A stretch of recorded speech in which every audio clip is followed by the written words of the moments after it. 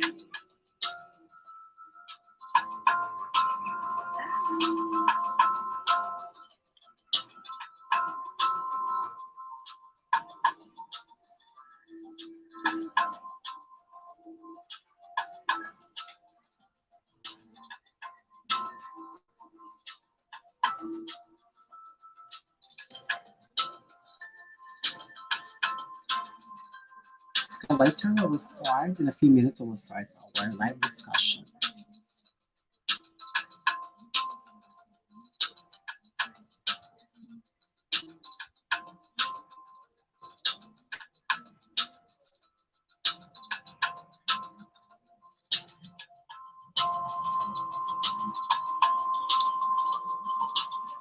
Can you comment down this is around already? Can you comment down your name? This is around already.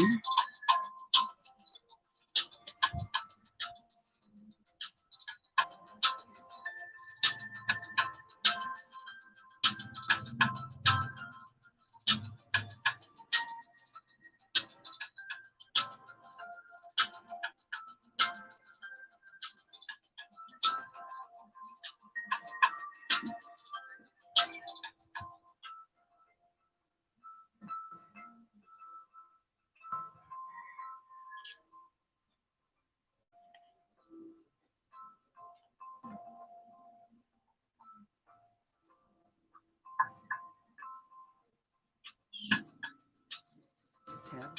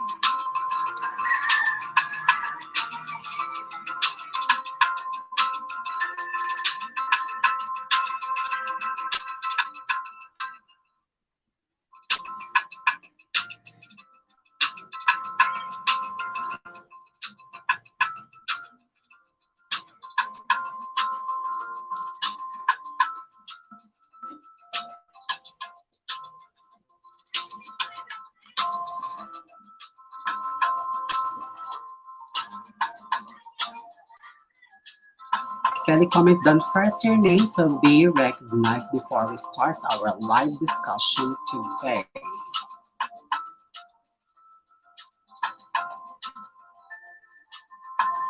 Again, Akos.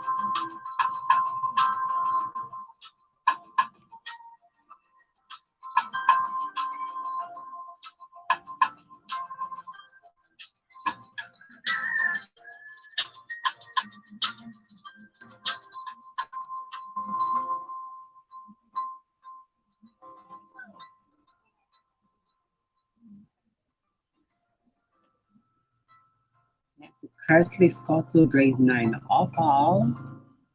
Rabita Joycey Bagay, Live TV. Wow, very nice. The LMHS are present.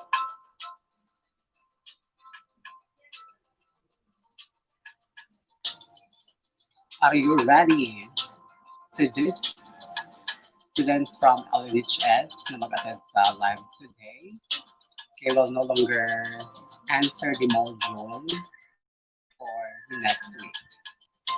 So this will be your output today will be um, recorded as your output for the next week modules. So you are free already to answer the modules next week in arts. Again, so Reverend Alma is from 9 Emerald is present. Okay, so this all are present already. Prepare your paper and pen para magsimula tayo in a few minutes.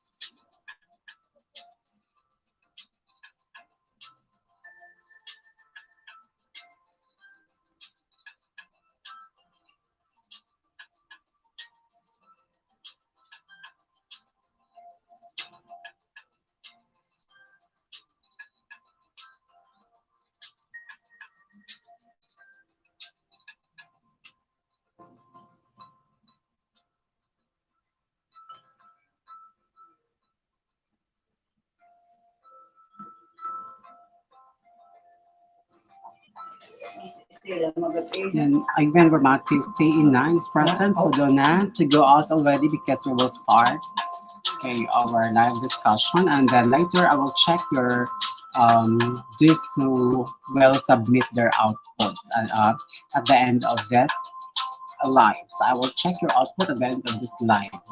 So yung mag-submit ng output, okay, will no longer answer the modules for next week.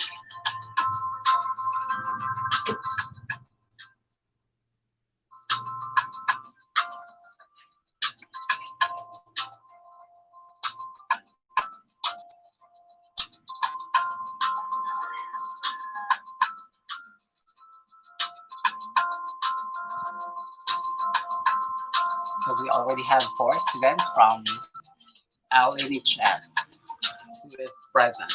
What about the other one? Because we have 5 viewers now, and there are only 4 who have written their name on the chat live for the attendance. What about the other one? Wait lang, and 2 minutes.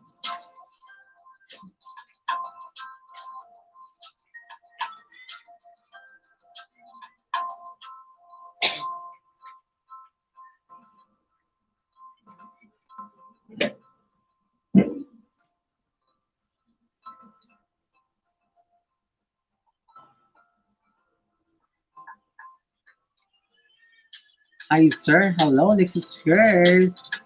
Alexis Hears from, are you from LNHS also? Are you from Grand International High School, or what school are you coming from?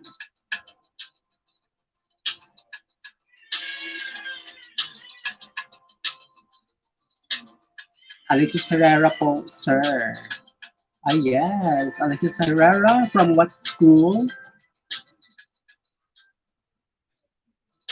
Ivan, pagpasa ito module, mga next week na ada kasi naubusan na ang ink and reso. Naubusan na ang ink and reso, kaya wala pa kapag resuhin mga modules. Yan. So, waray pa kapag sa mga modules sa niya na week, kasi nga waray panhataghan, modules sa niya na week, yan waray pag-retrieve. So, probably by next week, makapag-distribute na nga for new modules. And for MAPE, these who are present today in our live discussion, he will no longer answer arts for next week. Kasi yung discuss mo yun is the topic for next week. As long as mag-submit lang kayo ng output at the end of this live. Lapasan National High School po, Sir CDO. Cagayan de Oro. Kumusta po kayo, Genexus Hears? Okay, after na dinaanan ba kayo ng bagyo? Cagayan, di ba? Oo, di ba? Cagayan yun? Yung bagyo.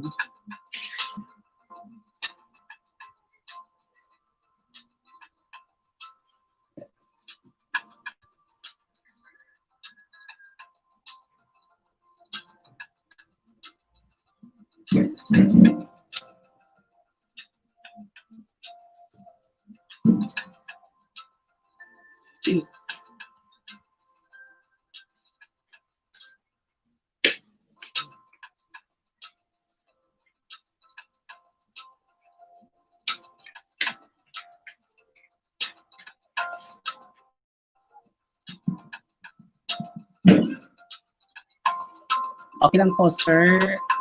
Hindi po kami dinaan ng bago. Ay, buti naman. So, ibang ano kayo? Ibang part ng Cagayan. The CDO is Cagayan. Kayo po, sir, ako lang ba kayo? Yes. We're okay naman. 23? Possible. Possible, Ivan, 23.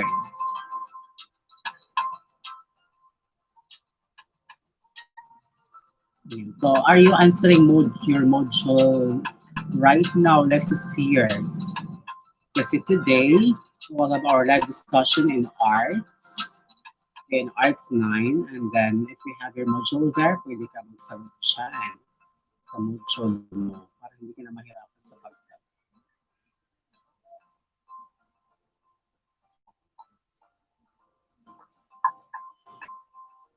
Okay, are you ready?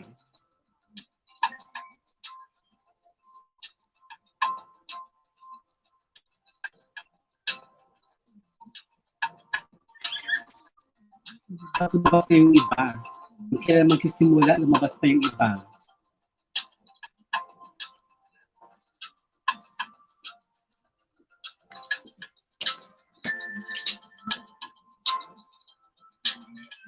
Hindi po, sir, hindi tapos na po.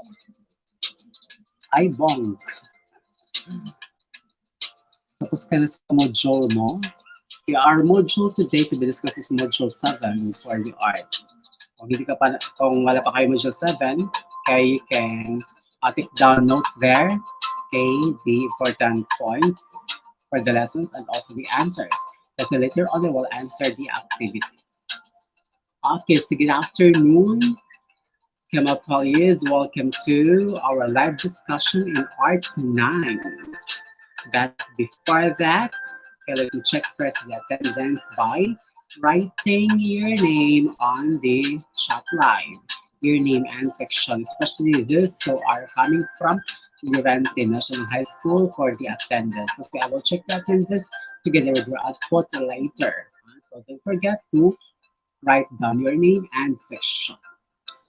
Okay, so before we immediately proceed to the discussion, let me tell you first some important reminders in attending this live discussion.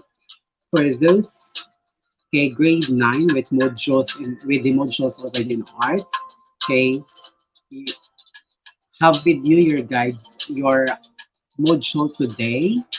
Have with you your module as your guide in doing the activities. But for those who have no modules yet, especially my students from the National High School, they can prepare paper and pen in jotting down important notes and especially in answering the activities. And of course, stay focused in our discussion today for you to be able to answer the exercises and assessments. Okay, are you ready? Okay, Module 7 in arts is all about the influence of the iconic artists and the Western classical art traditions. Okay, wherein what you need to know in this module are the following. Describes the influence of iconic artists belonging to Western classical arts on the evolution of art forms. They still remember the different artists from the Western period, from the prehistoric to the medieval period. They still remember those artists. Okay, so in our discussion, as we go over with our lessons, we will be able to identify and describe their influences to the evolution of arts. How do these artists help in the evolution of artworks? Especially in what we have right now, mm, in the new generation, and then shows the influence of Western classical arts traditions to the Philippine art form. Yes. Okay. So that's what I've said. Okay. How how this artist affects the local artists that we have in the Philippines. Okay. Did you see any artworks in the Philippines which is similar to that of the styles and techniques? Okay, and from the artists of the prehistoric to the medieval art. So marami tayo na. So stay focused so that we can answer the modules. Okay, on what's new? For online activity, those who have the access on internet, this is what you are going to do. Show me your picture. So your activity is show me your picture. Okay, what are you going to do? Are the following. Using your internet, search for the different images of artworks that comes from ancient era, classical era, and medieval era. Okay, you are going to present it by using PowerPoint presentation at least 5 to 10 slides. 5 to 10 slides. So um, I I believe that you are familiar with the PowerPoint presentation, and I know also are that you are equipped in using that PowerPoint because you have your ICT subject. Diba? Okay, so with the use of PowerPoint, I'm going to create 5 to 10 slides. Okay, wherein on your slides you are going to present different images of artworks.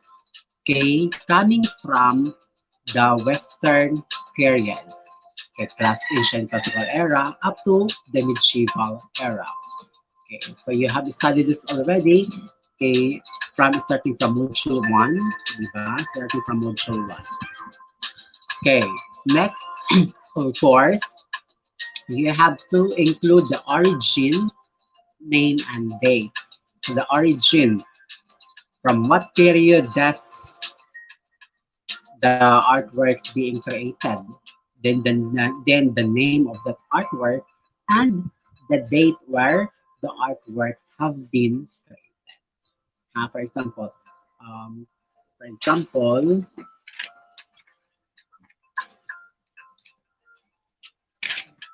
okay, for example, your slide is like this. Okay, so ganyan. So slide, and then below the name of the. Okay, below you're going to indicate the origin. Let's say prehistoric era. Then okay, the name of the artwork and then the date. We're going to include the date. Mm. Then in, include the link where did you search those images to give credits to the original creator of the artworks that you have been searched. Okay, so you need to indicate the length of each image. So that is the activity for those learners who have the access to internet. While for those students with no access to internet, yung walang load talaga, hindi makapag-post sa FB group, okay, so this is what we're going to do. We are going to bring me an artwork. Okay, wherein, of course, it should be submitted, okay, through your parents. Okay, so in your home or backyard, try to find any materials that is or are being used in different types of artworks during ancient, classical, or medieval eras. Diba, you still remember um, the artwork galore that you have been made, yung artwork galore, wherein you have studied there the different materials used in the different eras from prehistoric to the medieval. So outside your home, okay, even in your backyard, meron kayong makikita doon ng mga materials na pwede gamitin which is similar to the materials used in the Western in the ancient period. Then next, okay, you are going to find in yes, then you are going to use those artwork for any types of artwork, for example, paintings, sculptures, and architecture. Then compare those materials that you have found. I-compare mo yun base sa el elemento ng cinema, elements and principles of art. So try to compare those key materials that you have found from the artworks made from prehistoric to the medieval art. So this is what we are going to do. You are going to write that on a sheet of paper. So that is for the activity number one. Okay, what is that? Okay, so this is what you are going to study. Prehistoric era incorporates all human presence before the development of composing. Okay, the paintings from prehistoric era were found inside the caverns, which may have been their method of speaking with one another. Speaking with one another. Diba? So, previously, during your module 1, you have learned that the paintings from the prehistoric period, okay, they used it as a means of communication. Ginagamit nila yun bilang bilang pakikipag-communicate, di ba? From one person to another through the use of the symbols which they have been, that they have been curved, that they have been drawn, that they have been painted on the caves. Okay, wherein yung mga simbolo na yun ay may kanya-kanyang meaning. Okay, so yun yung ginamit ng mga prehistorian, yung mga primitive people. Okay. These works of art might be more an ancient rarity of the archaeological proof than a genuine image of people's initially made craftsmanship. Yes, that is correct. The example is the cave of Altamira. Okay, so which I have been showing you a while ago. This is the cave of Altamira. Yeah. That is the cave of Altamira, a Paleolithic cave located in Santilla del Mar in the north of Spain and was declared World Heritage Site by the UNESCO in 1985. So pwede nyo yan magamit na artwork mamaya sa doon sa collage na gagawin ninyo. Sir, mahina yung signal. Mahina ba? Mahina yung signal? Very.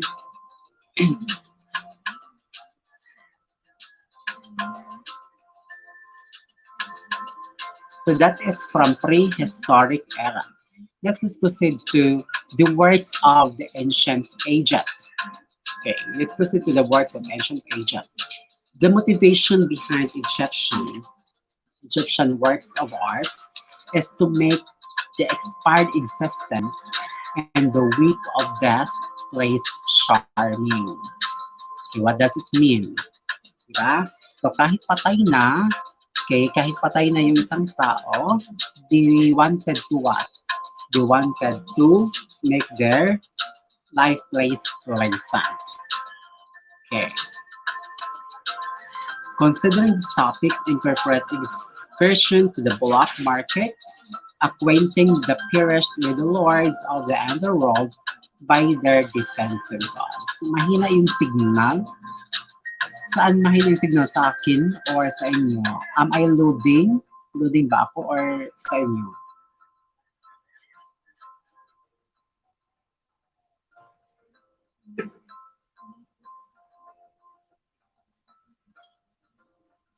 Hello.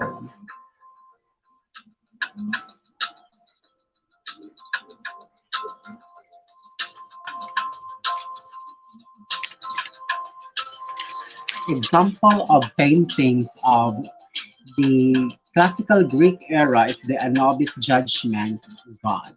Ayan. So Anubis Judgment God. Okay, that's it. So paintings from the classical Greek era, the most common method that we are using are what? The types of Greek painting which are the fresco technique and encaustic.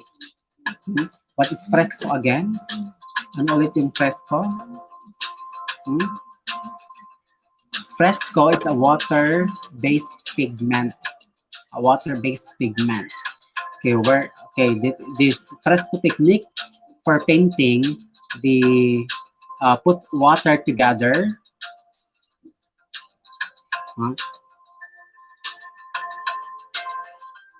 Yes, we're in the mahina ba yung signal? Naririnig ba, Kes?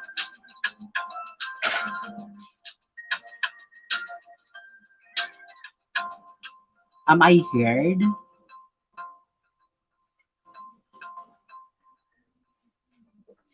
Hello? Walang sumasagot.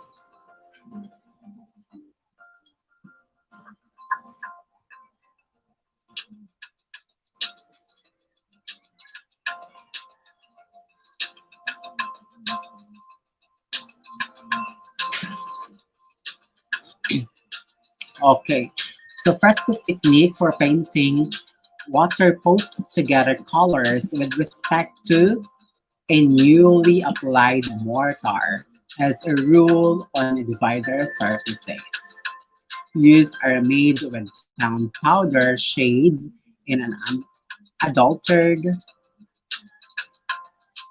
unadulterated water.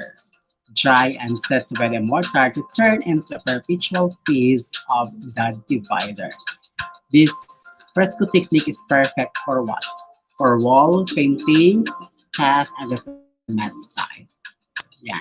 Uh, then another common method used by the Greek painters in their painting is the encaustic. Encaustic is created to use by Greek boat manufacturers who utilize the hot wax to fill the splits of the boat. Before long shades or use, they were added and used paint as a wax body. Yeah, so these are the two paintings used by the two common method used in the classical Greek. Then Byzantine painting. Hello, am I heard ba? Naririnig ba? Sabi ni Rebecca Joyce Bagon, hindi daw mahina yung signal daw. Shall we continue or not?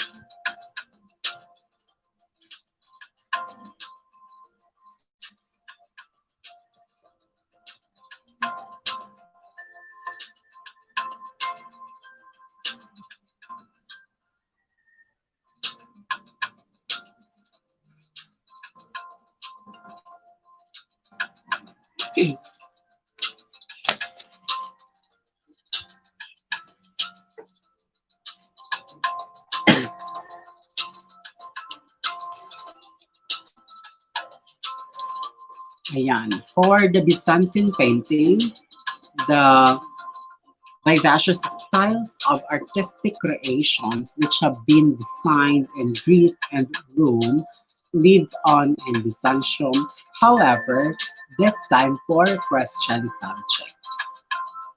Okay, so I guess na-mention ko na to diba nung vlog ko sa Western classical art traditions, yung paintings, sculptures, and architectures. Okay, so Module 7 actually is just a recap. It's just a recap of the previous modules that we have had in arts. Okay, kasi this sa Module 7, focus na tayo sa performance task. By the way, so your marking systems or grading system, okay, ngayon, since walang quarter test, since walang periodical exam, yung grading system is only the written artwork, the written outputs, written works, yung modules nyo, yung mga with answers, that is 40%, and 60% is the performance task. 60% is the performance task. Ano yung mga performance task na yan? Yung mga performance tasks are those outputs na isinisend nyo or isasubmit through online or yung mga output na labas sa modules ninyo. So yun yung mga performance tasks like what we have right now. This is an example of performance task. Okay? Kasi you are submitting this through online. Okay. So, although hindi naman required talaga yung online sa atin kasi considering na wala lahat signal yung ibang barangay, pero okay, those who have the access, okay, instead of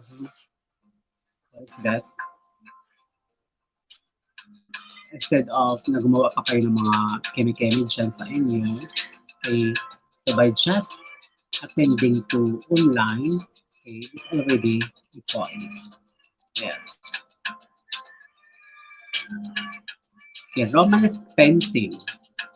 Buildings of Romanesque revival style are most easily identified by their pronounced round arches and heavy massive stone or brick construction. Most have round towers, squat columns, and decorative plaques with intricate or interlacing patterns. Okay, so this is for Romanesque painting. Adding Cedro Steinline as present. Gothic painting. This includes reed vaults, buttresses, clustered columns, ambulatories, well windows, spires, stained glass windows, and richly curved door timpani. Diba? Just remember the rose windows.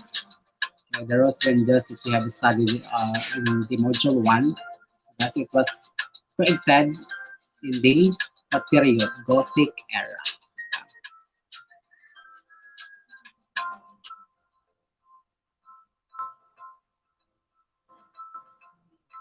So this is what you're going to do on your performance task. So let's proceed immediately to your performance task. Your performance task, which is activity number 2. So kanina, you have done your activity number 1, which is activity number 1 for online. For those who will be submitting online, ano yung gagawin ninyo? Is to show me picture. Show me picture through PowerPoint presentation. While for those who will not submit online, bring me picture. Activity number 2, performance task. activity number 2 is obra maestra. Okay, obra maestra. From the word obra, meaning artwork. Diba? So, artwork, your art. Okay, so create your own painting. So, dito gagawa kayo ng sarili yung painting or sculpture or architecture. So, pipili lang kayo, ha? So, you're just going to select only one particular artwork, type of artwork. Okay, kung gusto niyo painting, kung gusto niyo sculpture, kung gusto niyo architecture, pili lang kayo doon. Using the different eras of ancient, classical, and medieval. Okay, your artwork, take note, the theme or the subject of your artwork. Okay, kahit na painting pa yan, na sculpture pa yan, or architecture, your artwork should be COVID-19 inspired or theme. So yung theme niya dapat related sa pandemic that we are experiencing right now, the COVID-19. You can add text in your artwork. So pwede kayo maglagay ng text or words or phrases or even slogan. Pwede. So pwede, you can add on it. So what materials will you use in these activities? Okay, take down notes. Okay, take down on your notes the materials that you are going to use. One is illustration board. Okay, illustration board. What is the size? 1/4 only, ha? Not too big. Wag gumawa ng masyadong malaki. So 1/4 only. 1/4 illustration board or 1/4 cartolina. So kung gagamit ng illustration board, illustration board. Walang illustration board, cartolina. 1/4 only also. Then, coloring materials. Of course, para sa painting, you need coloring materials. May it be an oil pastel, watercolor, crayons, pintura, depende kung anong gusto nyo. Then pencils, of course, for the layout. Kaya na lang. Then, for sculptures, of course, clay. Clay lang yung gagamitin. Yung clay, lagay. Diba? Ano ba yung sa Tagalog? Putik. Clay or lagay. Diba? Pwede makapag-wall makapag-curve, in any form. Then for architecture, yung gagawa ng architecture, what are going to use as materials are the popsicle stick. Okay, so I guess familiar naman kayo sa popsicle stick, di ba? Then, of course, gagawin ng glue or glue gun, okay, and scissors, of course. So those are the materials that you will be needing in this type of activity in creating your obra maestra. And take note, be safe, and seek assistance if needed. So kung hindi kaya, you can seek assistance from your parents, from your older brothers or sisters in making your artwork. Okay? So those are the materials that you will be using for your activity number 2, your performance task, okay, which is the obra maestra. Okay. No question for obra maestra?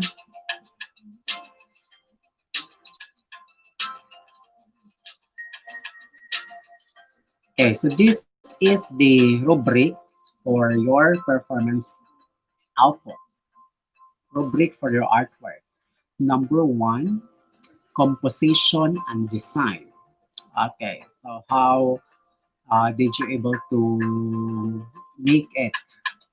Okay, so it shows the theme and motifs of the different periods or eras. Ano yung ulit yung theme or motifs?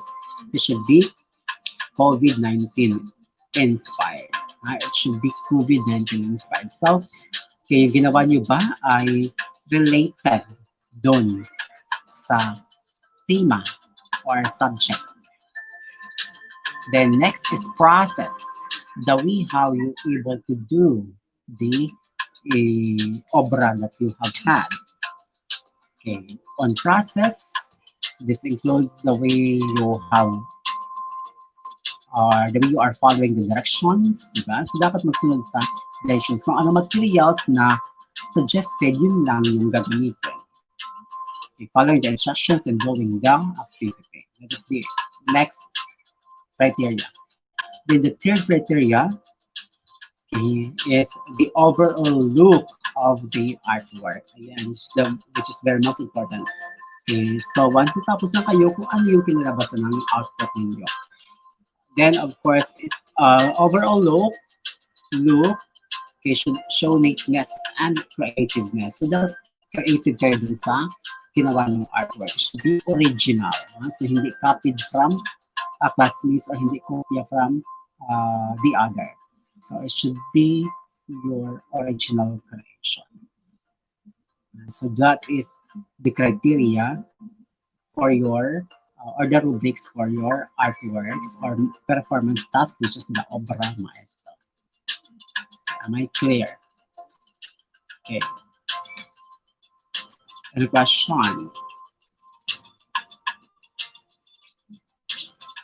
Then, on your modules, meron doon nakalagay na my treasure or portfolio making. On that activity, hindi na kayo gagawa ng portfolio. Ha? Okay, hindi na kayo gagawa ng portfolio. So, in this module, sa module 7, there are only 2 tasks that you will be making. So, activity 1 and activity 2. For activity 3 and 4, hindi na kayo gagawa nun. Take note of that. Take note.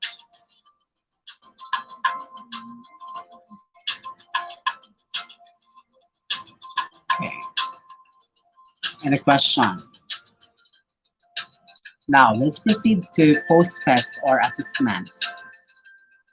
Post-test or assessment. Okay. Using your ball pen and paper. So you prepare your ball pen and paper so we can answer the post-test and assessment. Okay, your answer will be submitted mamaya. So, submit niyo yung mamaya doon sa FB group natin. Okay. Kasi yun yung basihan ko ngayon sa attendance ngayon. So, yung mag-submit ng output ng post-test or assessment will no longer answer the modules for next week. At exempted na rin sa sa performance task ng arts module 7. So, kung mag-submit ka mo itong post-test yan itong post-test niyo answer, okay, di na kayo gagawa ng activity 1 and activity 2 na mga performance task. Automatic, graded na kayo sa performance task. Ayan. So, that is your reward, those who have attended this live discussion. Okay. Are you ready for the post-test? So, this is just identification. Okay, identification. Identify the correct answer described by the statement. Okay, so I will say the statement, babasahin the statement, then you're going to write on your answer sheet the era or period to what period or era does the statement is being described. Okay, your choices, ito yung choices niyo Okay, write down in your notes the choices. Ancient art, choices, ancient art, medieval art, and classical art. So, tatlo lang yung pipilian. Ancient art, susulat ko. Ancient, medieval,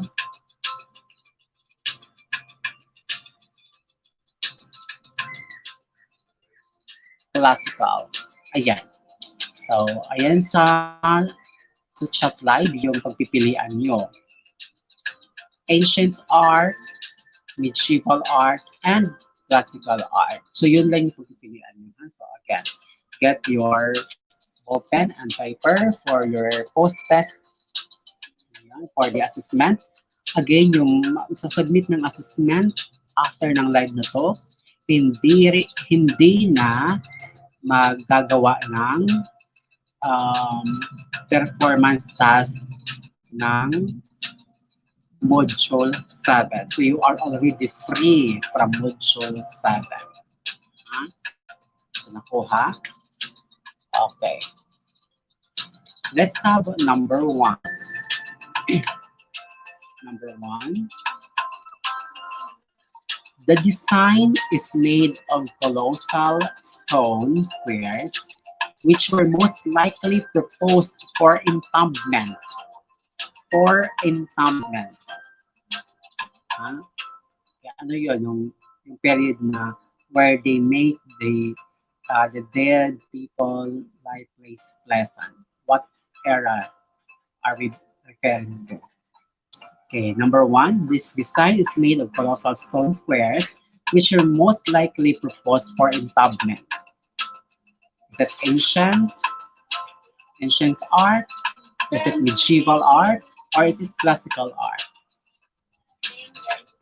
Sulat sa inyong sabutang papel. Number 2. Number 2. This is a type of sculpture where figures are thin and firm. Their bodies were covered up inside enveloping rooms. Number 2, this is a type of sculptures where figures are thin and firm. Their bodies were covered up inside enveloping rooms. Same choices, ancient, medieval, or classical. Number 3. We will check your artwork later. Your output. Number 3. This type of sculpture usually uses models that are made of momentous earthenware with triumphal segments and constant story reliefs around. Number 3, this type of sculpture usually uses models that are made of momentous earthenware with triumphal segments and constant story reliefs around. Ancient, medieval, or classical. Number 4, the vivacious styles of artistic creations which had been designed in Greek and Rome with Christian subjects. Number 4, the vivacious styles of artistic creations which had been designed in Greek and Rome with Christian subjects.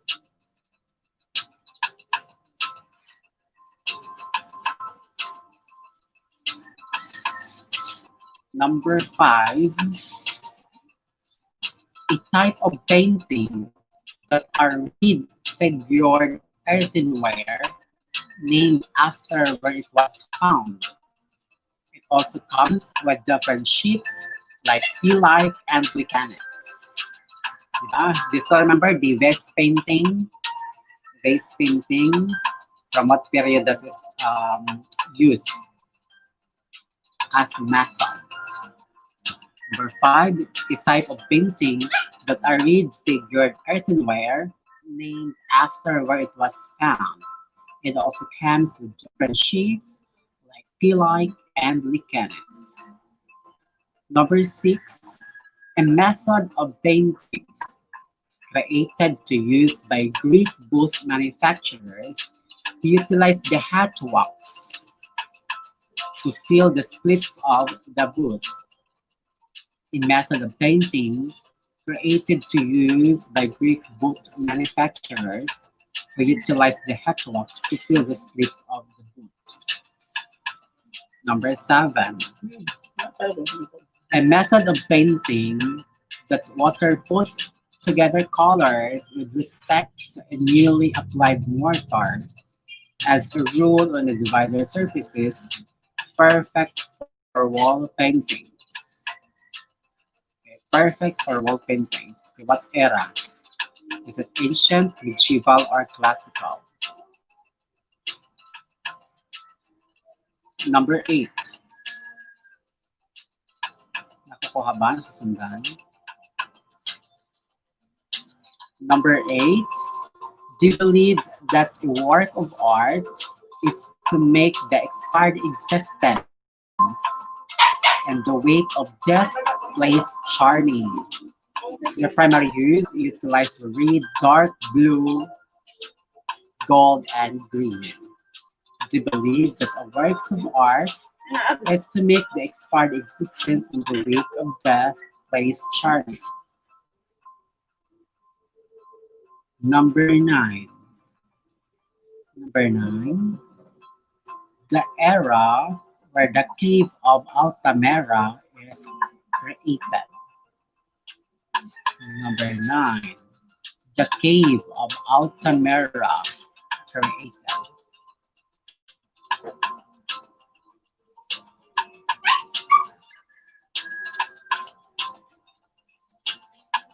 And lastly, number 10. Works of art during period were mostly regularly found in jars, boards, and tongue, with subjects were, were fight scenes, legendary figures, and regular scenes. Works of art during period were most regularly found in jars, boards, and tongue, with subjects were fight scenes, legendary figures, and regular scenes. Ancient, medieval, or classical.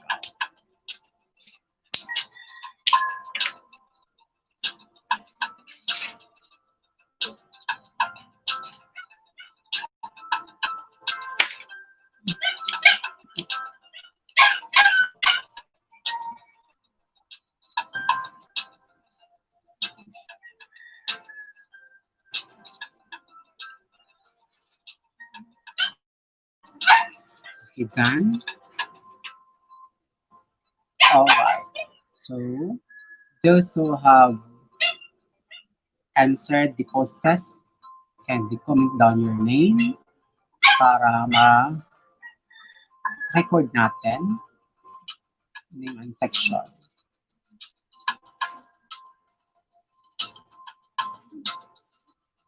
And then, submit your output dun sa GC.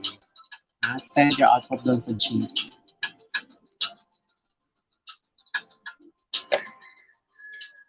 You are already free from the performance task for module 7.